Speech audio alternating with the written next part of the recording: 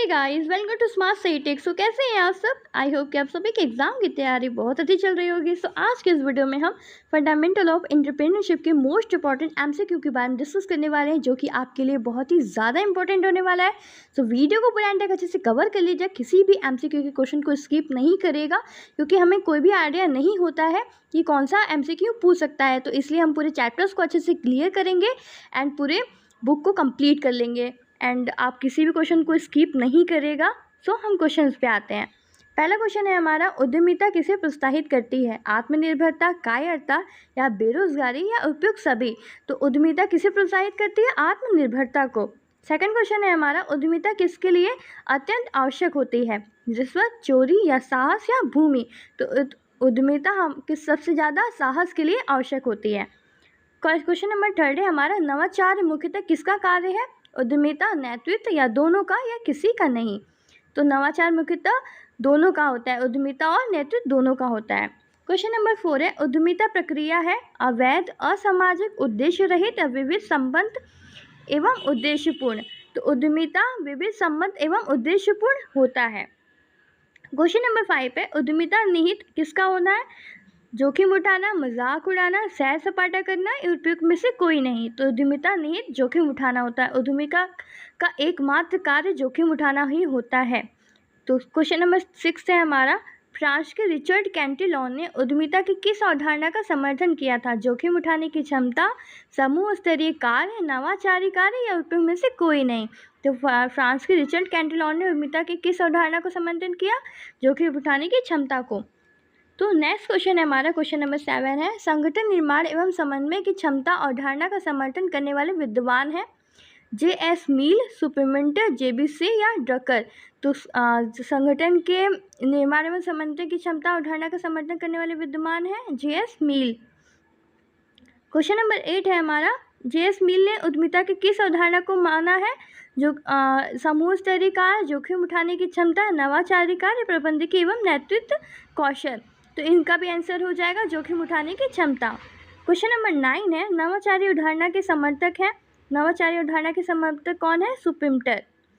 Question number 10 है, Peter Drucker किस अवधारणा के समर्थक है? पीटर ड्रकर अवसर खोजने की प्रक्रिया की अवधारणा के समर्थक हैं। क्वेश्चन नंबर 11 है, उपलब्धि की उच्च आकांक्षा अवधारणा के समर्थक कौन है? जेबीसी या जे.एस. मील, मैक्यूलैंड या ड्रकर? तो इसका आंसर हो जाता है सी, मैक्यूलैंड। तो क्वेश्चन नंबर 12 है, F.W. यंग ने किस अवधारणा का समर्थन किया था? तो ए, प्रबंधकीय एवं नेतृत्व कौशल या बी, नौचारी कार्य या सी, समूह स्तरीय कार्य या डी, अवसर खोजने की प्रक्रिया? इसका आंसर हो जाएगा समूह स्तरीय कार्य। F.W. यंग ने किसकी अवधारणा दी थी? समूह स्तरीय कार्य की। क्वेश्चन नंबर 13 है हमारा, उद्यमिता एक नवाचारी कार्य है या स्वामित्व की अपेक्षा नेतृत्व कार्य है?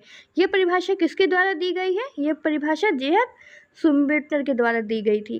क्वेश्चन नंबर 14 है, उद्यमिता 3 मूलभूत तत्वों आविष्कार, नवाचार तथा अंगीकरण का मिश्रण है। परिभाषा किसके द्वारा दी गई थी? हार्वर्ड जॉनसन के द्वारा। क्वेश्चन नंबर 15 है, उद्यमिता से आशय समाज में नए उपक्रमों को स्थापित करने की प्रवृत्ति है। परिभाषा किसके द्वारा दी गई है? प्रोफेसर पारिक एवं नाडकर्णी के द्वारा। क्वेश्चन नंबर 16 है, निम्नलिखित में से कौन सी उद्यमिता की विशेषता नहीं है? अनियमित प्रक्रिया या विविध सम्मत एवं उद्देश्यपूर्ण कार्य, सृजनात्मक गतिविधि या जोखिम उठाना?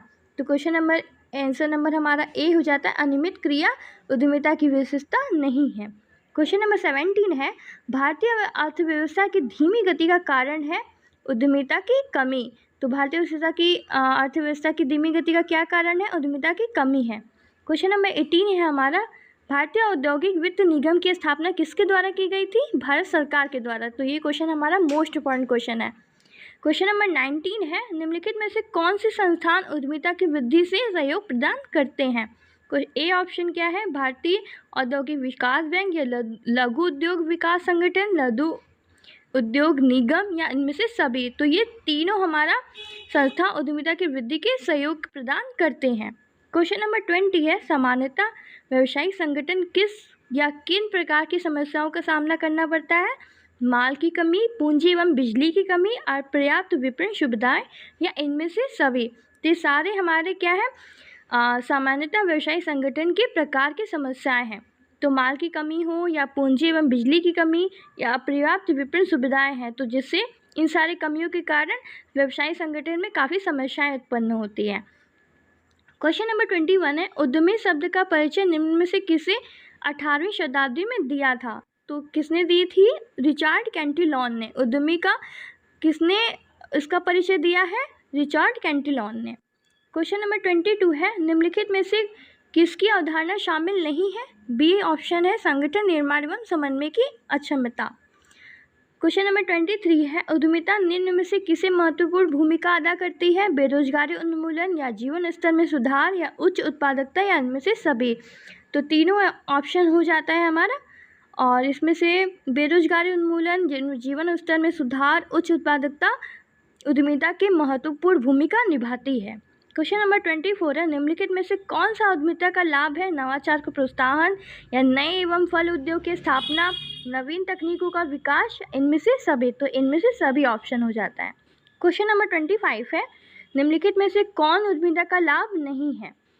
कौन नहीं है? संसाधनों का समुचित उपयोग, रोजगार के अवसर में वृद्धि, आर्थिक केंद्रीकरण या नए बाजारों का विकास। तो क्वेश्चन आंसर नंबर हमारा सी हो जाता है, आर्थिक केंद्रीकरण। उद्यमिता का लाभ नहीं होता है आर्थिक केंद्रीकरण।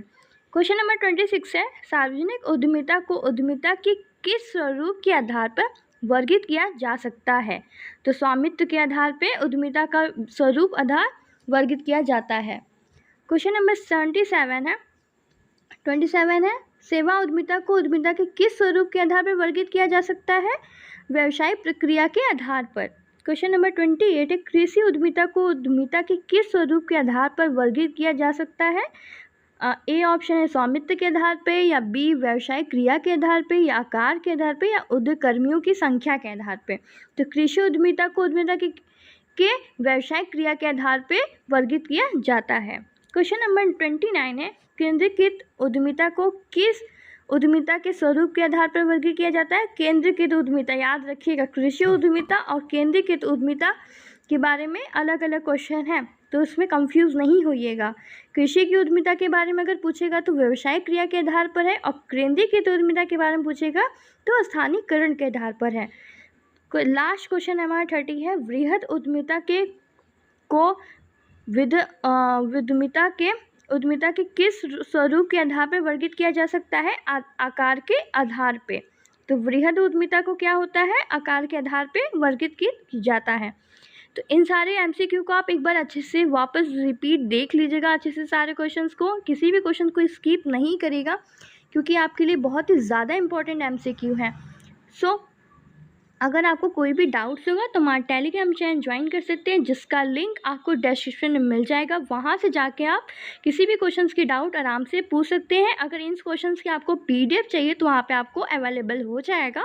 सो वीडियो को लाइक एंड शेयर करना नहीं भूलेगा, सब्सक्राइब जरूर कर लीजिएगा। अगर चैनल पर नहीं आए हैं तो सब्सक्राइब करना नहीं भूलेगा। So thank you for watching.